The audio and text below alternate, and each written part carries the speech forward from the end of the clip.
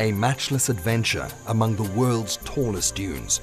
Even if you only do one 4x4 adventure in your life, make sure this is the one.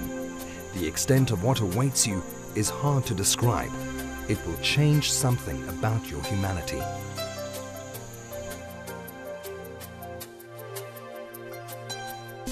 It has been dubbed the living desert, the cool desert, and the sheltering desert. One thing is certain, the Namib, which in language of the indigenous Nama people means the place where there is nothing, is indeed the world's oldest desert. Estimated to be around 80 million years old, it also contains the very highest sand dunes of any desert on Earth. This is without a doubt one of the planet's ultimate adventure destinations. It is the place for those of us seeking not only the adrenaline-inducing thrills of dune driving, but also a magical escape from the humdrum of city life.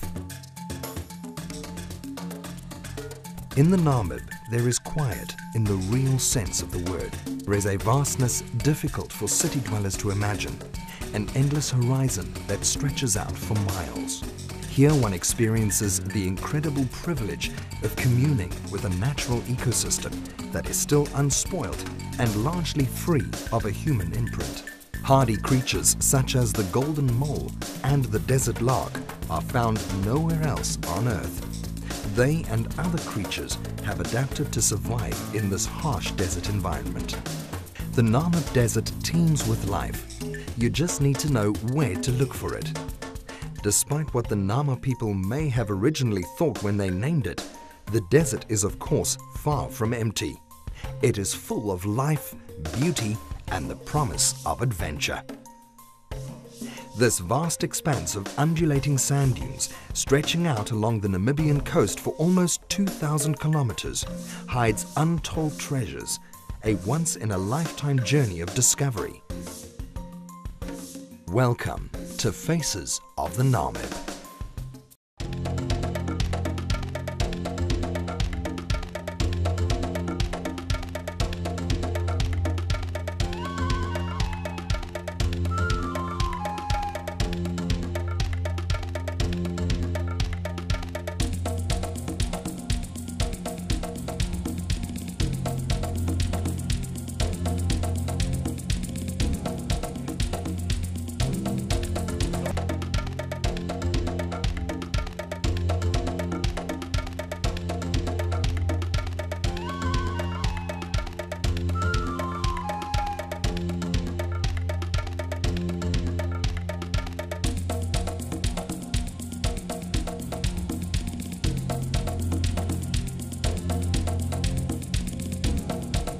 Our adventure starts in the little Namibian outpost of Solitaire.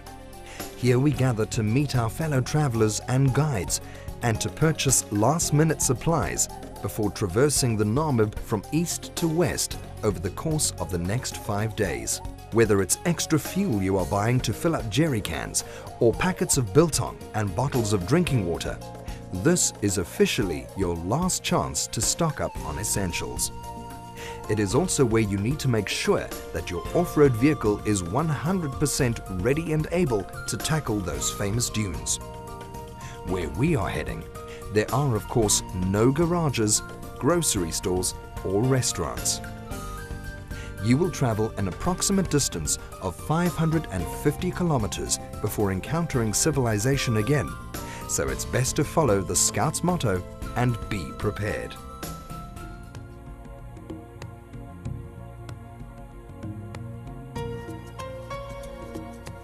After a good night's rest, the team's second day opens with a drive of 35 kilometers heading north, where we enter the Namib Naukluft Park. Welcome to the Namib. You are now in restricted territory.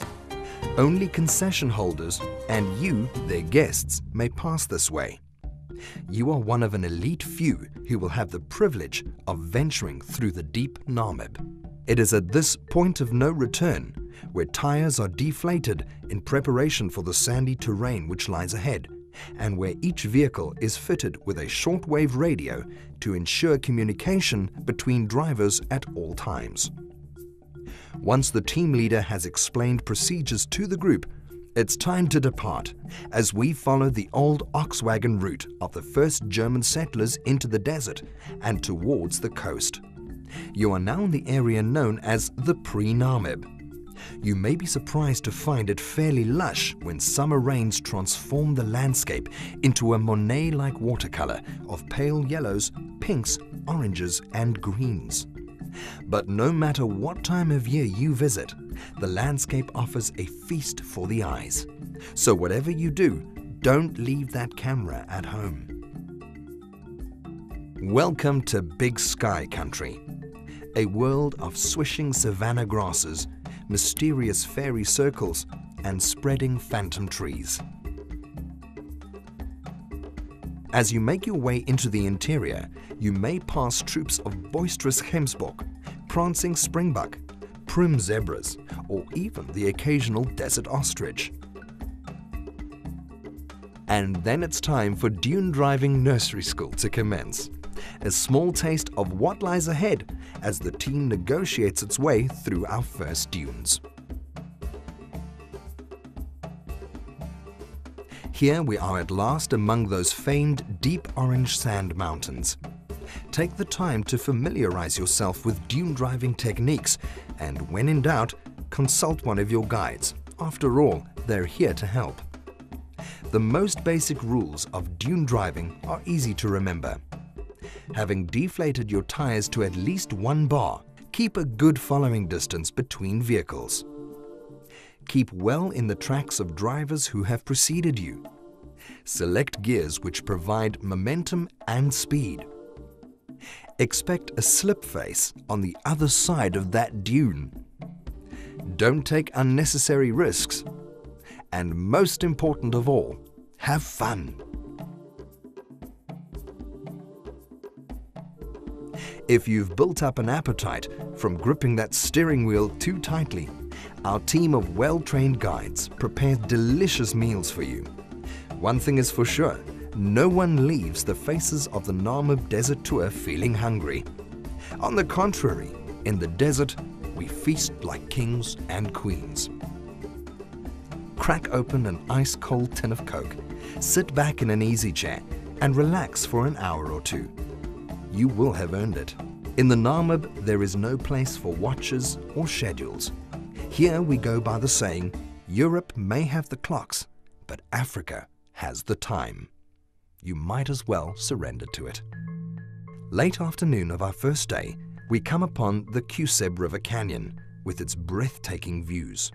Water is not something you associate with a desert, but with the rains, this river canyon floods, bringing much-needed sustenance to the acacia, tamarisk, and false ebony trees lining the Kruger River banks.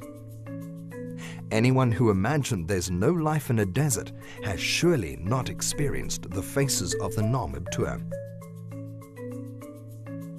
As you marvel at the canyon's stark depths, take a minute to ponder the fate of the 2 German geologists, Henno Martin and Hermann Korn, who upon the outbreak of the First World War fled here to escape internment in a prison camp.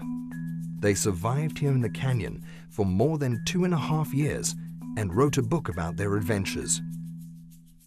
Below you is one of the Topenaar community's desert settlements, and they are the only people allowed to reside here.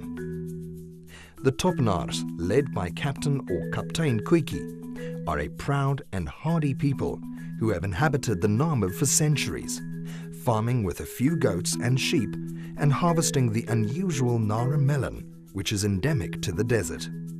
One of the most famous of Namib plant species is the southernmost example of the weird and wonderful Welwitschia mirabilis, with its 2 strange strap-shaped leaves.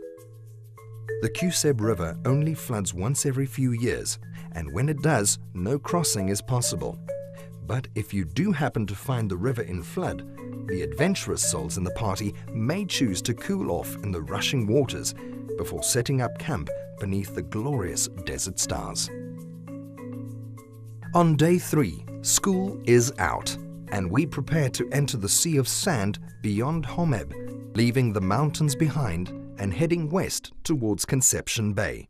The deep russet-toned dunes have faded into a paler orange with a smattering of golden yellow grassy outcrops. We arrive at the stark Tsondup River Valley, once a fertile basin and now a vast, pale, Mars-like crater of strange river pebbles before we head into those massive dune straits. Here we find immobile dune formations, petrified millions of years ago. Now it's time to head into the dunes. Some of these sand mountains can rise to a magnificent height of over 300 meters.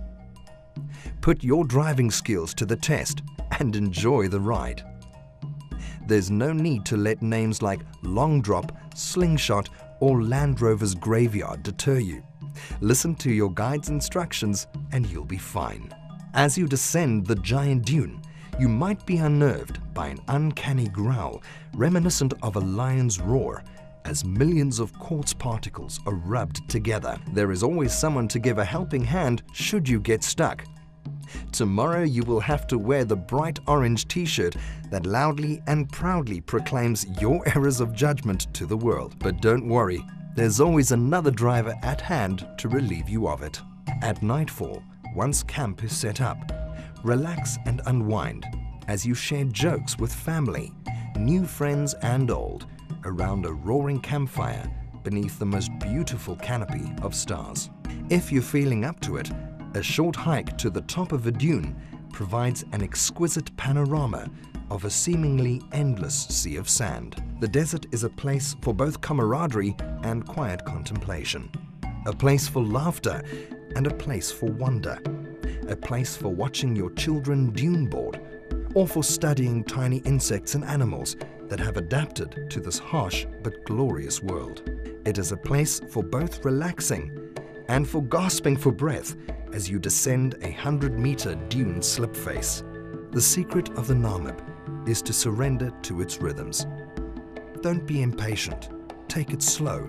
Study those tiny beetles, lizards, and scorpions, and enjoy the incredible peace and freedom as you drink in magnificent panoramas. On day 4, we gradually make our way into the area between Conception and Miob Bays. Here lie the mining settlements of Hulsatia, Charlottenfelder and Grillenberger, which were established at the beginning of the 20th century during the Namibian diamond rush. With no engine-driven form of transport available to those with mining concessions, avaricious prospectors were forced to eke out an existence. Eventually, the onset of the world wars and finally the lack of diamonds in the area drove men away. Today, these towns are home only to ghosts and memories. They are an eerie reminder of a bygone age, but also a photographer's paradise. As you wander among the rusty A-frame shacks, some long buried under the desert sands, you can almost imagine the struggles of those hardy and desperate diamond hunters. The dilapidated wreck of the once great Edward Boleyn, a 2,000-ton passenger and cargo vessel which ran aground at Conception Bay one foggy night en route from Swakopmund to Cape Town. For 100 years, this once great ship has lain in the desert, a melancholy testimony to human folly and the power of nature. As you reach the coast, you are rewarded with the smell of that salty sea air as we begin to follow the beach. Seals frolicking in the waves, flocks of marine birds foraging for morsels along the shoreline, elements of life in a beautiful, harsh world. The Atlantic's waves break beside us as we drive towards Sandwich Harbour, passing a few more shipwrecks before heading back into the desert for a last night beneath those glorious desert stars. On our final day, we make our way back to the coast, where we come to the Lowveld, one of the few places on Earth where giant dunes merge with the sea. And if the tide is low enough, you might be able to pass by. After the Lungavant, it's back inland as we circumnavigate the salt pan extensions of Sandwich Harbour. Though we are near to the end of our journey, there is still time for a few dune-driving thrills.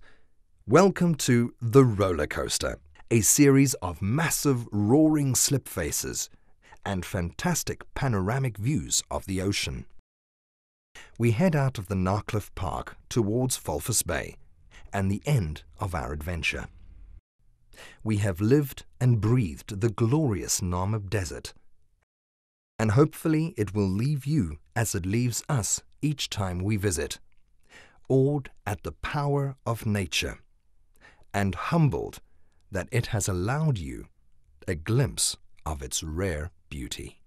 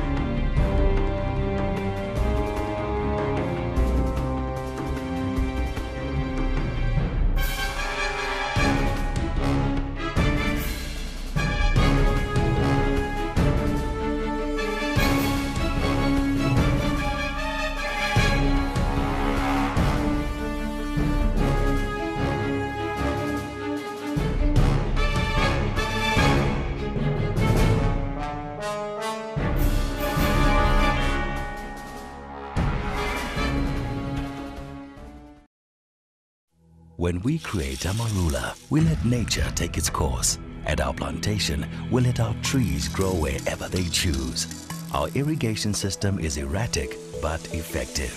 Our temperature control is self-regulating. And when our most stringent tasters arrive and give us the nod, this exotic fruit is distilled and blended with cream to create a superior drink for those special moments. Amarula, the spirit of Africa.